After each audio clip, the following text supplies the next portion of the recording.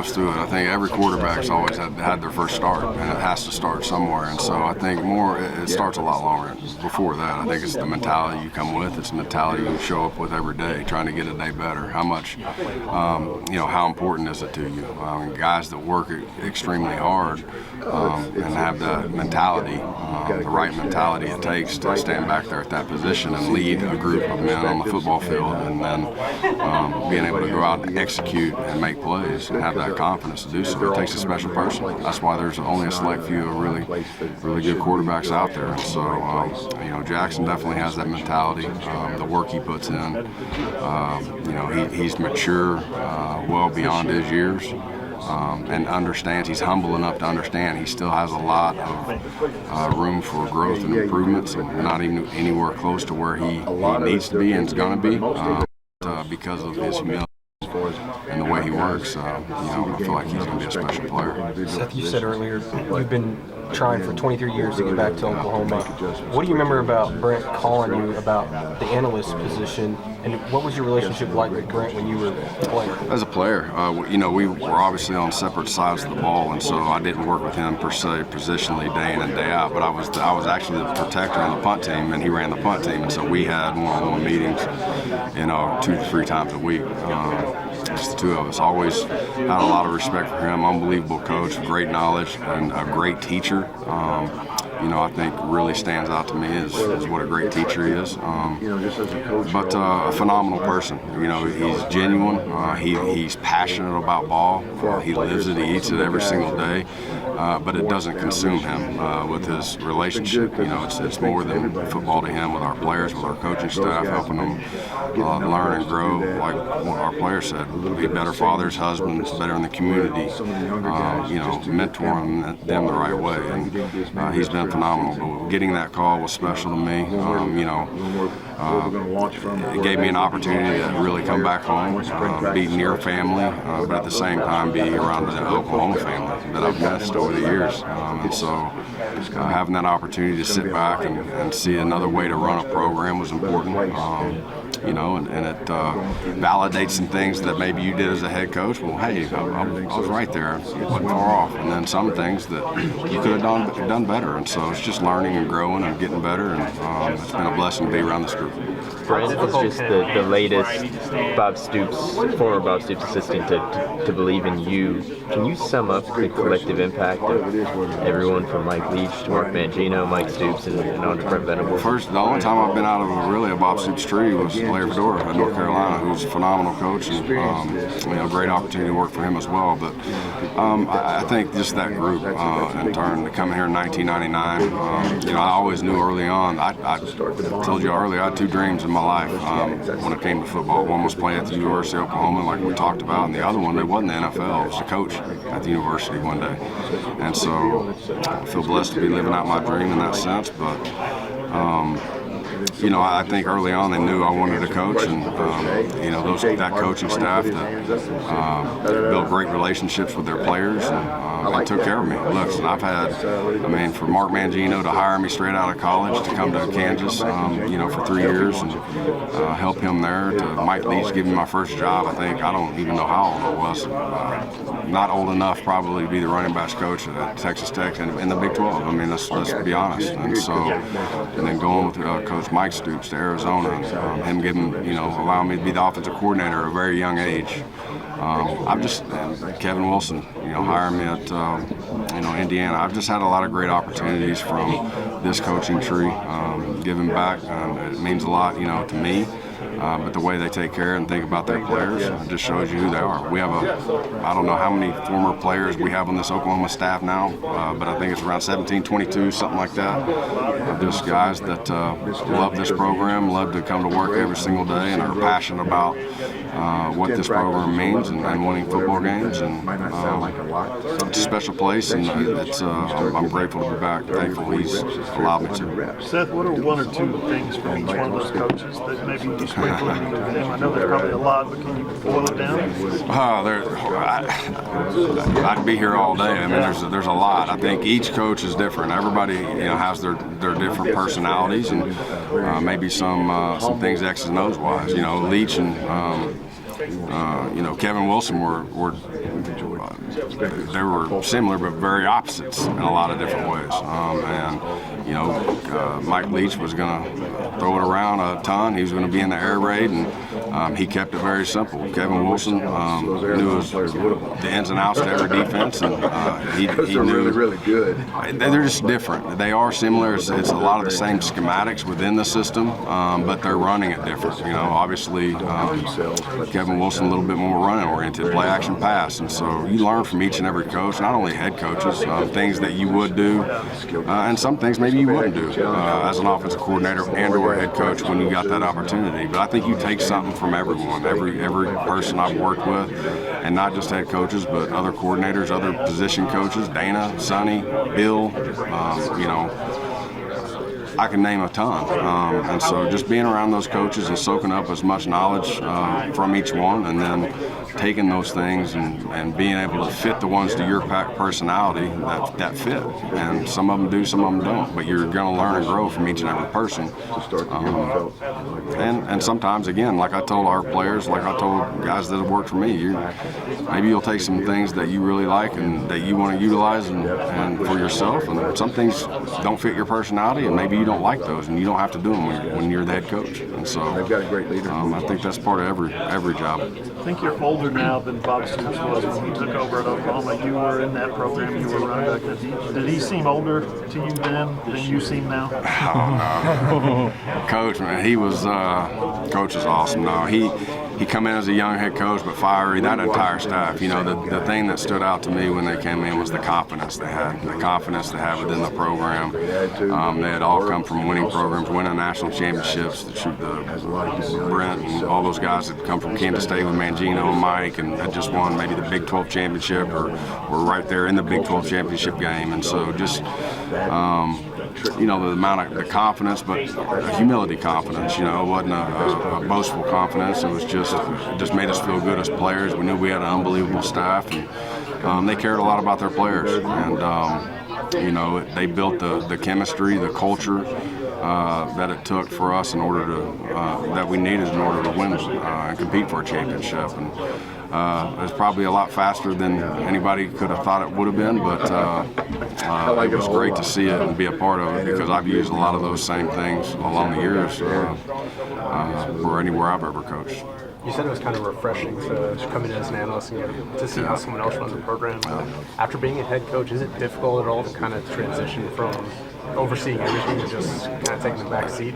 No, it's not actually. I think I've gotten the opportunity to do it all, like be a position coach, I think looking back now, having been a head coach, I'll be a much better assistant than I ever had been, because now I know what that guy feels in that seat, each and every day, all the decisions and things that he has to do on a daily basis, plus the fact that there's football also involved. It's a very challenging job. There's a lot on the head coach's plate, and I want to do anything I can to take pressure off that, whatever it is. Obviously, it starts with us offensively, and just making sure that I'm not going to lay my head on the pillow any night that I don't feel like we're getting a day better. I'm doing everything I can to help this team compete and win football games, and that's my job. And so, but to say the least, it's been very refreshing, and but I am very excited about my new role, and look forward to really working hard and moving forward in the future. After you got this job, what was it like going into homes of recruits and trying to tell them this is what we're going to do next year with offense? How do you sell what you're going to do when they don't have a visualization of what your plans are for the program? Well, I think our offense hasn't been broke, and so again, we've been very similar. What I've done over the years, what we've done since I've been a coordinator, and so. We're going to continue to, just like I did going into other programs when I was the offensive coordinator. I went 2 places solo, so learning their terminology, I think it's a lot easier for me to learn the terminology and the plays than it is for the players. So it's my job to do that instead of you know, however many players offensively, 50, 60 guys offensively having to learn my system right now. And so the terminology is easy. Obviously, our strengths, you're always going to continue to look and evaluate within the system what we did well this year. And then obviously we're going to grow, we're going to evolve, and there may be some things that I like that if they haven't been implemented yet, then we'll call it something different. But the language itself doesn't really matter. I think we've all, as coaches, we've done a lot of different things. Offensively, I think I kind of alluded to earlier, every team's different. Every year's different.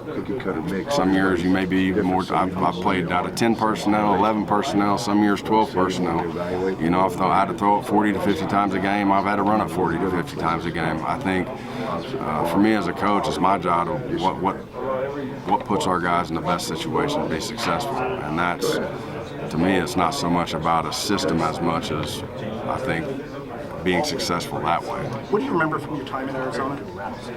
It was great. We again, a young first-time coordinator. My wife's second move. We were both young. We had my first son was born there. My only son, I should say. My first child was born in Tucson, and so we have a lot of great memories in Tucson. Absolutely. And, we had a very fun coaching staff, and went to bowl games and had success. But it was a great place to live. Great people. And we enjoyed our time. Do you still keep in touch with Mike and Mark? Absolutely, yeah. We see each other, and again, it's like anything.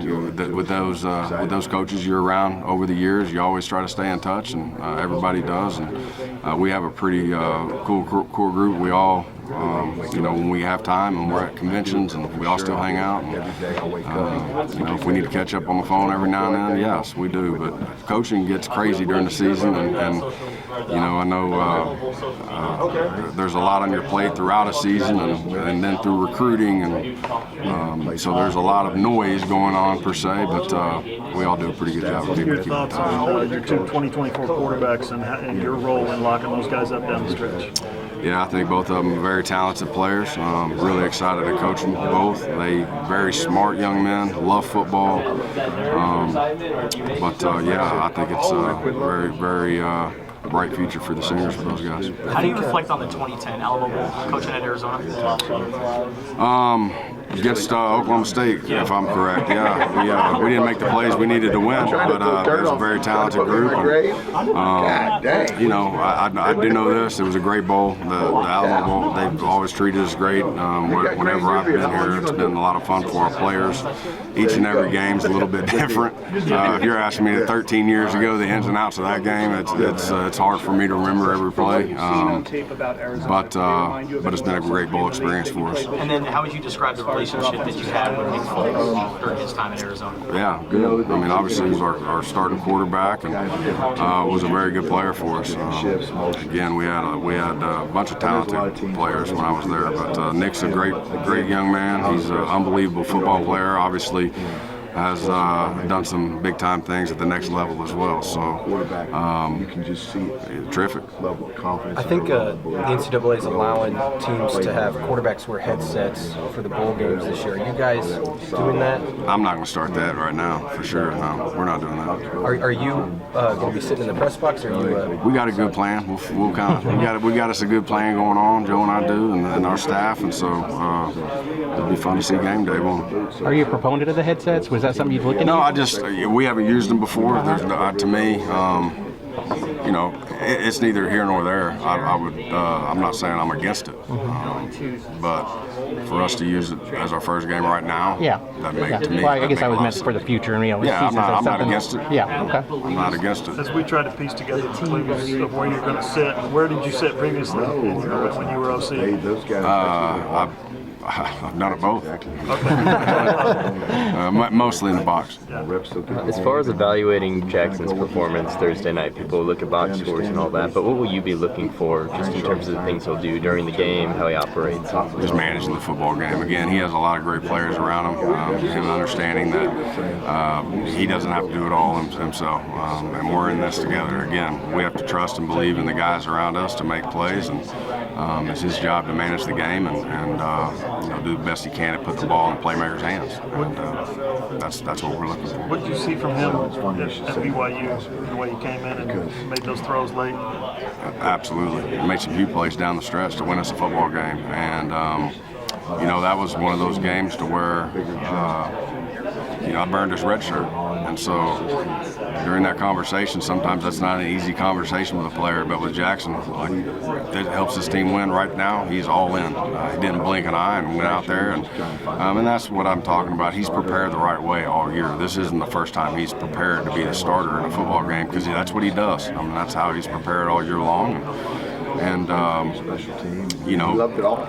He set himself up with success going into that game and being able to make those plays because of his preparation. And that's something I know he'll continue to do. When we look at the offensive line and beyond this game, what do you want out of your offensive line? I know there's going to be a lot of new faces next year. Long term, what do you look for out of the offensive line? As a leader, it all starts up front. Each and every week, it starts on both sides of the front, on the line of scrimmage where it's all at. And so Coach Beadenbow does an unbelievable job, not only recruiting but developing these young men, and the proof's in the pudding right there. The amount of success he's had with guys, playing at the next level and moving forward. So I have a lot of faith in him. Feels like family to me. We've been together in the past, coached together at 2 different stops, and then we're around each other pretty much any time outside of the football season. And so one of the best coaches I've been around in my life, and I know he's always going to have those guys prepared. Prepared to play. That's where it always starts, up front. Your relationship with Bill, how much easier does that maybe make your job in terms of coming in and being a play caller? A lot easier, but the relationship with all those guys offensively, not just Bill, but I have a lot of great relationships in that offensive staff room. So that's a great group. I'm really fired up about our staff. Really, really excited about our players. We have a ton of playmakers, a lot of a good mix of great experience with great leadership and a lot of young guys that are really, doing some really good things. So the future's bright. We got to continue to, continue to evaluate and get the right fits into our program and continue to develop. But I like exactly where we're sitting today. You mentioned before how fast the last couple weeks have gone. Before that, the uncertainty. What was your outlook for 2024 before this opportunity was on the table? I felt like taking this year off is the best thing for me, just and my family. After the last 7 years as a head coach, allowed me to take a deep breath and sit back and evaluate myself and see the it's always good to look in the mirror, see the good things and the bad, and some things you need to change or some things you need to grow or evolve in. And so and then also getting a deep breath. Like I said, at that position, being the head coach, there's a lot on your plate, and so it's been great. It's been refreshing. But after this year, there was no doubt I was ready to get back on the field and hopefully become a coordinator again. That's what I was looking forward to doing. Where were the 2 solo stops you were? You said the 2 where the staff was in place. I guess you said you had 2 solo stops. I went in Indiana and then North Carolina. Somebody was asking me about that earlier. You mentioned the good and the bad after being a head coach. Do you lose confidence in yourself at all? Is there any time that you're questioning yourself after that? No, I think you always have to self-evaluate, right? I think any successful person does, and that's whether it's after any football season or after a stop. I think it's not nothing to do with the confidence aspect. It's great just to sit back and reflect, and it's like anyone. There's a lot of things that you felt like were going in the right direction, or things that were a positive part of how you were leading, how you were growing. But there's always things that you can get better at. There's always ways to grow and get better. And I think if you put your ego aside, and I think that's when you can learn and grow. I think sometimes when you get set in your ways and it gets a lot harder as you move forward, just because that's the way it's going to be. And so it's been awesome being around great coaches, and I've had great staffs. I've been a part of great staffs, and so again, you learn and grow. Each and every year is a little bit different, and just always trying to get a day better. hopefully that's what we're asking our players to do, and that's exactly what I want to do. Is it easy to let your ego get in the way when you've been a head coach, and then when you come to a place like Oklahoma, is it easy to get humbled again? No, I think. I tell you what. I would hope. I've never. I'm not a big egotistical guy. I mean, I'm just. To me, it's about all of us. We always learning. We're always growing. I think ego stunts your growth, and so I've always tried to set it aside. Just because you've been a head coach doesn't. I don't see that correlation. I think because I've been a head coach, I'll be a much better assistant because I know exactly the ins and outs of what it looks like sitting in that chair. And I think it was about a month after I took the job at North Texas, I called Larry Fedora and said, I really got to apologize to you. I've been a terrible assistant coach. And he just started dying laughing. He goes, Coach, we all get there. And so I'm really excited. And again, my job is to make sure that I'm doing every single thing every day to make sure we're continuing to grow and get better and to be successful on this side of the ball, whatever job he needs me to do. So I'm all about, I just want Oklahoma football to win. You want to be a head coach again someday? We'll see when that time comes. I'm not putting any limits on that. I have a strong faith in my beliefs, and me and my wife have a strong prayer life, and so I'm never going to put God in a box per se. He's always been very good and leading me to the right spots, and I wouldn't have changed any spot. I think I've learned and grown, and we've had a lot of fun in every stop that we've been on, and every journey, every adventure. Has been fabulous, and so why put him in a box now? At the end of the day, I love where we're at, and I'm really excited about our future here. There's been a lot of talk about what this offense is going to look like. Calling plays, air raid, spread.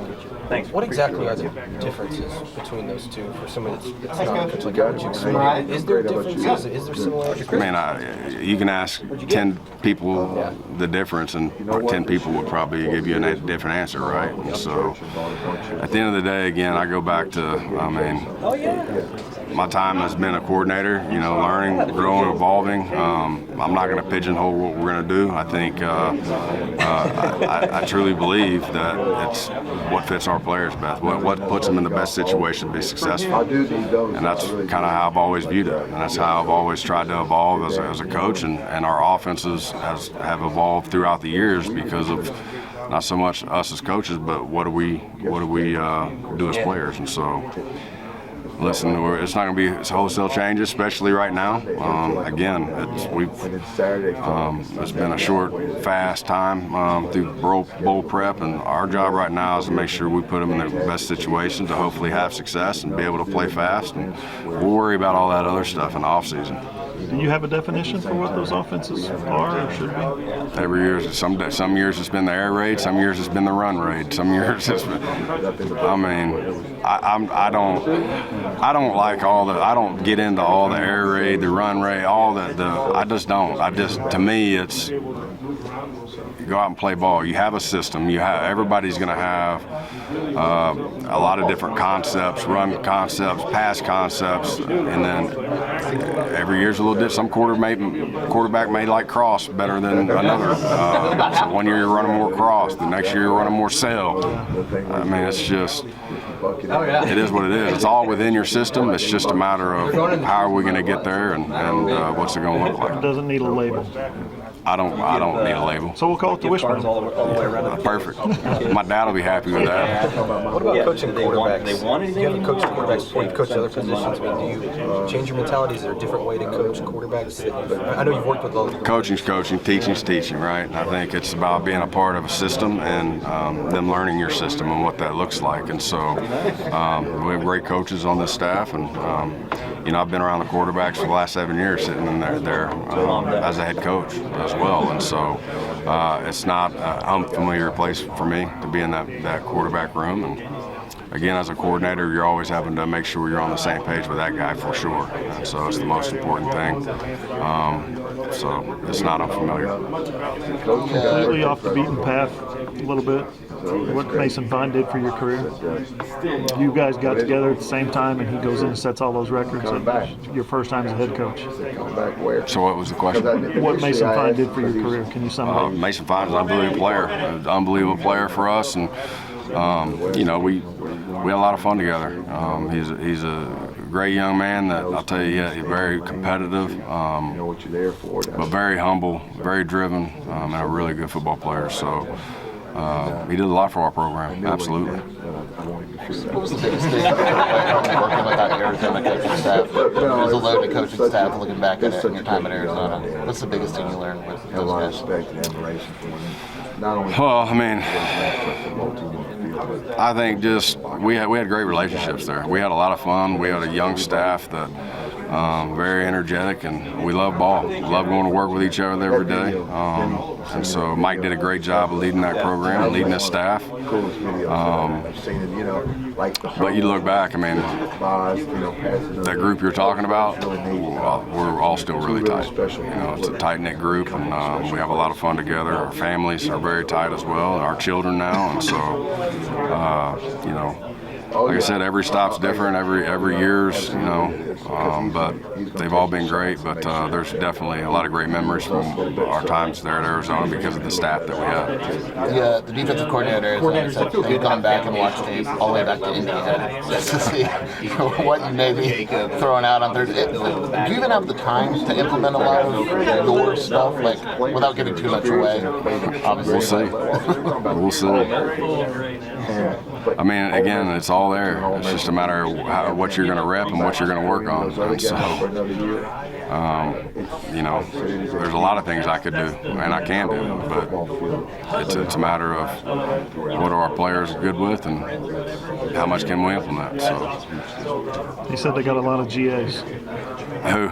The Arizona defensive coordinator. They have a lot of GAs. But I'm sure they watching old film. I'm sure they do.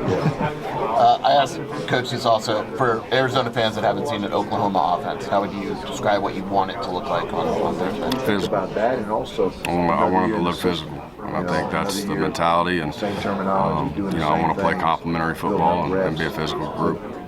What are your impressions of Arizona's defense? I think they're long, athletic.